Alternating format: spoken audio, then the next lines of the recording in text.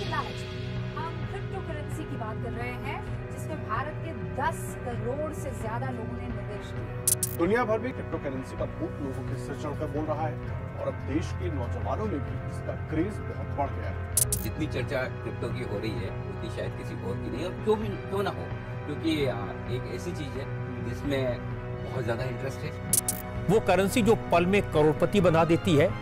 और ये भारत के उन 10 करोड़ लोगों के लिए बहुत ही बड़ी खबर है जिन्होंने किसी न किसी क्रिप्टो करेंसी में अपना पैसा निवेश किया हुआ है। We will allow a certain amount of a window for people to use so that experiments in blockchain, Bitcoin or whatever you may want to call it, the cryptocurrency. क्या हमारी currencies outdated हो चुकी है? और क्या हम investing के लिए एक नई गोल्डन अपॉर्चुनिटी मिस तो नहीं कर रहे? ऐसे ही कई डाउट्स हमारे दिमाग में आते हैं जब हम क्रिप्टो करेंसीज के बारे में सुनते हैं। और आए भी क्यों ना, आजकल हर जगह क्रिप्टोज की ही तो चर्चा है।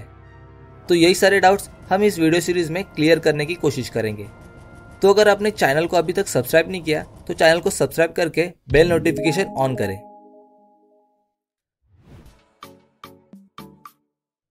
हेलो इन्वेस्टर्स, तो क्रिप्टो करेंसीज कैसे काम करती है और ये क्यों बनाई गई है, ये समझने से पहले हमें करेंसी के हिस्ट्री के बारे में समझना होगा। हजारों सालों पहले बार्टर सिस्टम का इस्तेमाल किया जाता था, यानी कमोडिटी के बदले कमोडिटीज एक्सचेंज होती थी। फॉर एग्जाम्पल, अगर आपके पास राइस है और आपको जूते खरीदने हो तो जूते वाले को राइस देकर आप जूते खरीद सकते थे, मगर जूते वाले को अगर राइस नहीं चाहिए हो तो प्रॉब्लम होती थी। बार्टर सिस्टम में ट्रांजैक्शन के लिए एक एग्जैक्ट मैच मिलना डिफिकल्ट हुआ करता था, इसीलिए गोल्ड कॉइन्स की शुरुआत की गई। मगर एक गोल्ड कॉइन की प्राइस बहुत ज्यादा होती थी, तो छोटे ट्रांजैक्शन जैसे कि 1 लीटर दूध की वैल्यू जितना गोल्ड कॉइन बनाना मुश्किल था, और बहुत बड़े ट्रांजैक्शन के लिए भी ज्यादा गोल्ड कॉइन्स कैरी करना भी मुश्किल था। इस प्रॉब्लम को सॉल्व करने के लिए हर देशों की एक सेंट्रल अथॉरिटी बनाई गई। जैसे कि इंडिया में रिजर्व बैंक ऑफ इंडिया है, उनके रिजर्व्स में गोल्ड रखा जाता था और उस गोल्ड के वैल्यू जितने करेंसी नोट्स इशू किए जाते थे। मगर यहाँ भी एक प्रॉब्लम थी कि कई बार देशों में जितने रिसोर्सेस हुआ करते थे उससे गोल्ड कम अवेलेबल होता था, तो गवर्नमेंट को गोल्ड से ज्यादा नोट्स प्रिंट करने पड़ते थे। तो इस प्रॉब्लम को सॉल्व करने के लिए गवर्नमेंट ने करेंसीज का गोल्ड रिजर्व से कनेक्शन तोड़ दिया, यानी अब करेंसी प्रिंट करने के लिए गवर्नमेंट को अपने पास गोल्ड रिजर्व रखने की जरूरत ही नहीं थी, और बदले में जो करेंसी इशू की गई उन पर ऑथोराइज्ड पर्सन की साइन की जाने लगी। तो बेसिकली इन करेंसीज की वैल्यू का प्रॉमिस गवर्नमेंट खुद दे रही थी, और इस करेंसी को फिएट मनी कहा जाता है, यानी एक अथॉरिटी के अंडर इसका पूरा कंट्रोल होता है। और यही सिस्टम फिलहाल पूरी दुनिया में चल रहा है। मगर इसमें भी कई प्रॉब्लम्स है। कई बार गवर्नमेंट ज्यादा करेंसीज प्रिंट करती है, इसी से इन्फ्लेशन यानी महंगाई बढ़ती है, क्योंकि लोगों के पास अगर ज्यादा करेंसीज आएगी तो लोग ज्यादा चीजें खरीदेंगे, मगर रिसोर्सेज तो लिमिटेड ही होती है, तो सारी चीजों के दाम बढ़ जाएंगे। कई बार आपने सुना ही होगा, पुराने जमाने में 10 रुपए में कितना सामान आता था और आज कुछ भी नहीं आता।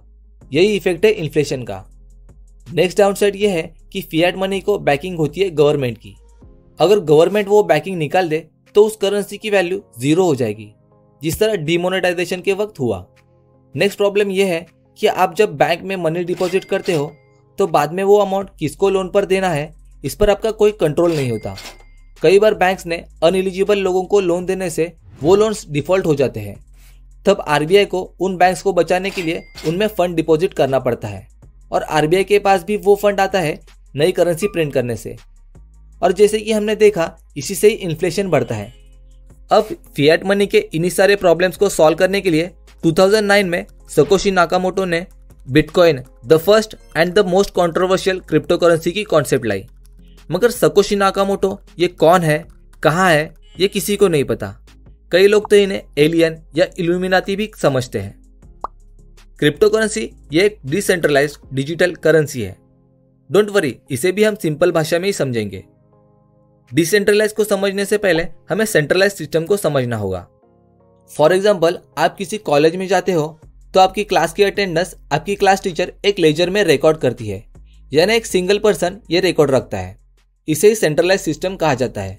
मगर यहाँ प्रॉब्लम यह है कि ये लेजर बाद में कॉलेज के प्यून भी एक्सेस कर सकते हैं। कई बार तो उन प्यून्स को फेवर में लेकर स्टूडेंट्स ये रिकॉर्ड चेंज भी करते हैं। उस टीचर की तरह ही बैंकिंग सिस्टम में सारे ट्रांजैक्शन के रिकॉर्ड रखने का काम आरबीआई करता है और कई बार उस डेटा का मिसयूज भी होता है। ये सेंट्रलाइज सिस्टम का बड़ा लूपहोल है।